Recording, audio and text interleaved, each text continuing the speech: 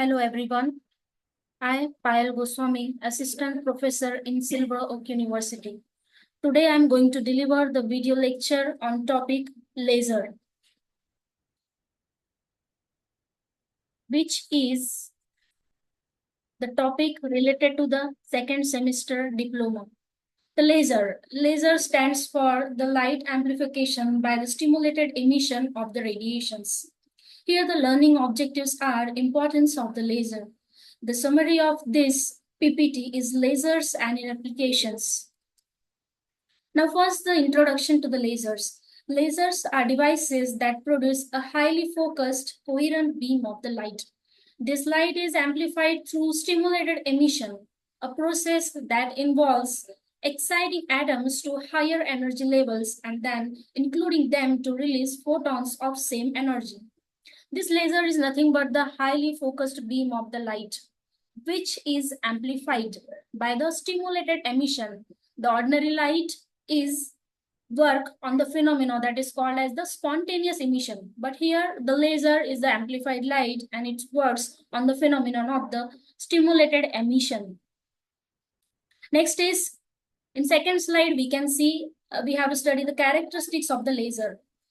There are total 4 characteristics of the laser. First is the monochromaticity. Second is directionality. Third is the coherence. And fourth is the high intensity. Now we are going towards the first, that is the monochromaticity. Monochromaticity is the first property of the laser, which says that lasers emits the light of the single wavelength, making them highly coherent. We know that the laser light is always of the single color. It should be of the red, it should be of the pink color, or it should be of the yellow. That means it is the monochromatic. Mono means the single and chroma means the color. So laser is always of the single color. So this property is called as the monochromaticity. The second property of the laser is the directionality. We know that the laser light is always travels in the single direction. So this is the second property of the laser light. Laser beams are highly directional, meaning they travel in a straight line with minimal divergence. In laser, there is a very minimal divergence is observed. That means negligible divergence. In case of the ordinary light, we know that in case of the white light, it diverges throughout inside the room. But when you see the laser, it is traveling only in the single direction. This property is called as the directionality. The third property is the coherence. Coherence, this phenomenon is related to the phase. Lasers emit the light waves that are in phase, resulting in a highly focused and intense beam. As the lasers are the highly focused, so we will get here the intense beam of the light. Now the fourth property of the laser is the high intensity. The energy of the emitted light is concentrated in a narrow beam, resulting in high power density. As the intensity of laser light is very high, so here we get the high power density of the light.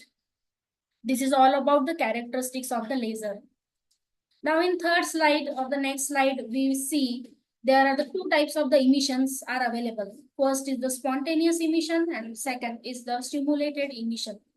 In laser, we study the stimulated emission, while in case of the ordinary light, we have to study the spontaneous emission. The atoms in an excited state spontaneously emit the photons, leading to spontaneous emission. The stimulated emission occurs when an excited atom is stimulated by an incoming photon, emitting an identical photon in the same direction. This is the main difference between the stimulated and spontaneous emission. Here in the figure, we can see number 1, that is the stimulated emission. Number 2 is the spontaneous emission. Number 1, stimulated emission, here the incoming photons stimulate the emission. While number 2, spontaneous emission, here is the random photon emission. So this is the main difference between the stimulated and the spontaneous emission.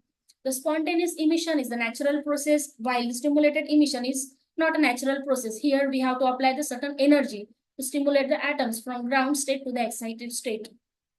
These processes are fundamental to the operation of the lasers, where the stimulated emission is amplified to produce a coherent beam of the light.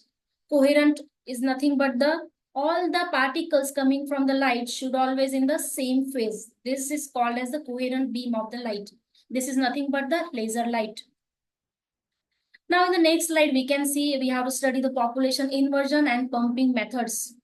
The population inversion is a crucial phenomenon in lasers. It refers to state where more atoms are in an excited energy level than the ground state, achieved by using the pumping methods which transfer energy to the atoms to excite them. Here, in case of the laser, we have to do the population inversion.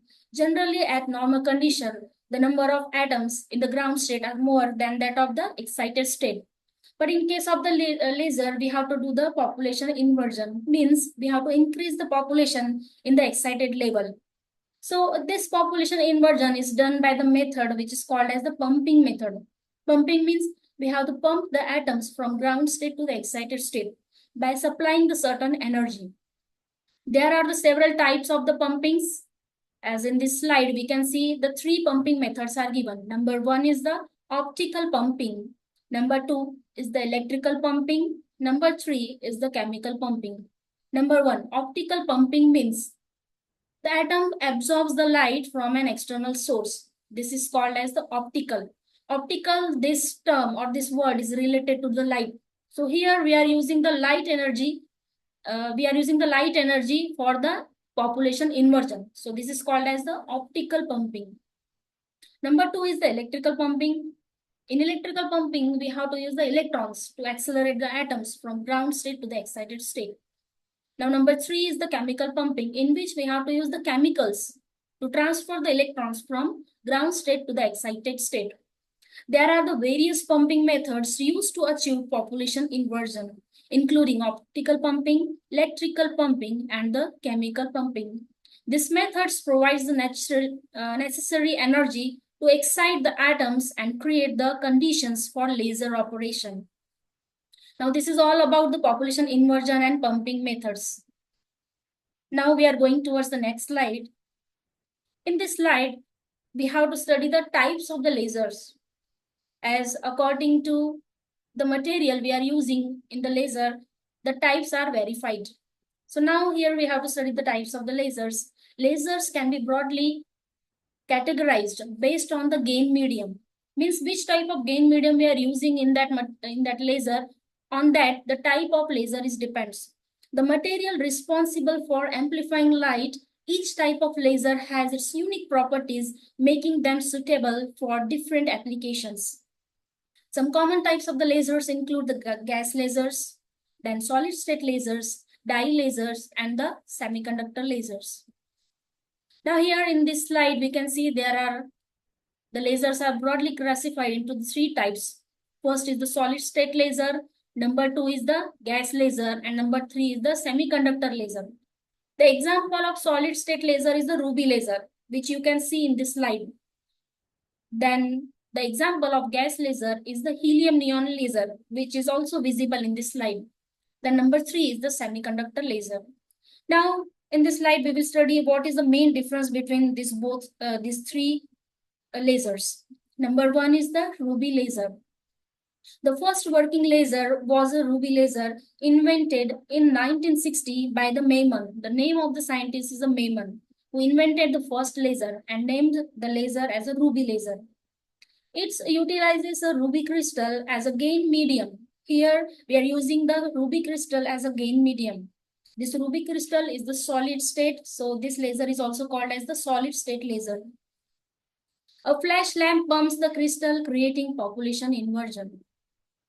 This is all about the ruby laser. Number two is the helium neon laser, which is also called as the gas laser. The helium neon lasers are gas lasers that use a mixture of helium and neon. They emit red light at 632.8 nanometers. Commonly used in barcode scanners, the laser pointers, and holography.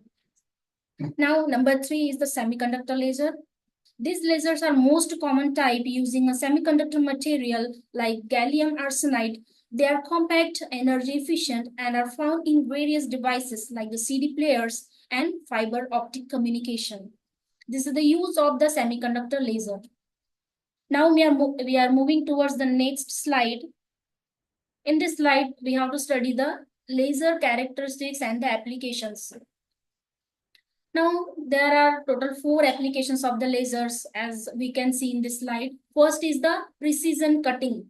We can use the lasers in the process of the cutting. Lasers are used in variety of industries for cutting precise shapes and patterns into materials like metal, wood, and fabric. Number 2 is the high resolution engraving. In this also we can use the laser light. The focused beam of light from a laser can be used to etch details onto a variety of surfaces, including metal, glass, and the plastic. Now, third application of the laser is in the medical field, that is called as the medical applications. Lasers are widely used in medicine for various surgical operations, including eye surgery, skin treatments, and the cancer therapy. Number 4 is the precise measurement. The high degree of accuracy of lasers makes them ideal for measuring distances and creating precise map. These are the total 4 applications of the laser. Now, next slide, we have to study the conclusion, that is much more applications of the lasers in other fields. Now here given that the engineering and medical applications of the laser. First, we are moving towards the medical applications.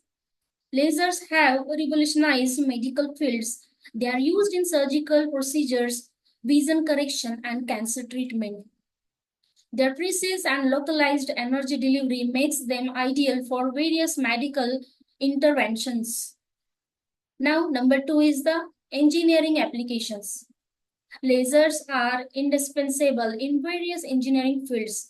They are used in manufacturing, material processing, and communications, laser cutting, welding, and are widely used in industrial applications also. Now, this is all about the conclusion of the laser, which is used in the field of the engineering and the medical. Thank you so much. Thank you for sparing your time with us. Thank you.